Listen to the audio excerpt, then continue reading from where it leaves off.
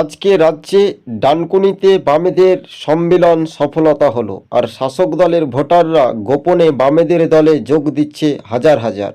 তবে এই মুহূর্তের বড় খবর, বাম যুবনেতা শতরূপ ঘোষ সহ মীনাক্ষী মুখার্জি, ধ্রুবজ্যোতি সাহা, কেন্দ্রীয় সিপিআইএম নেতৃত্ব, মোহাম্মদ সেলিমদের মতো হেভিওয়েট নেতারাও রাজ্য রাজনীতিতেই 2026-এর বিধানসভা নির্বাচনকে সামনে রেখেই বামেদের একেবারে ঐতিহাসিক যে সভা সেটাই সফলতা হয়েছে বলে এমনটাই মনে করছেন রাজনৈতিক মহল। আপনারা দেখছেন 26 টিভি। আমাদের ইউটিউব চ্যানেলটি ভালো লাগলে সাবস্ক্রাইব করে সঙ্গে থাকবেন। সিপিআইএমের পুরনো ঐতিহ্য আবারও ফিরে পেতে পারে 26-এর বিধানসভা নির্বাচনে, এটাই বলছে রাজনৈতিক মহল। তবে রাজ্যের তৃণমূল ও বিজেপির বিরুদ্ধে বাংলার মানুষ বামেদের ওপর আস্থা ভরসা রাখতে পারবে বলে এমনটাই খবর সূত্র মারফত জানতে পারছি আমরা। দর্শক বন্ধুগণ, এবার লাল ঝান্ডার ঐক্যবৃদ্ধি মানে শক্তি প্রয়োগ আমরা বলতে পারি।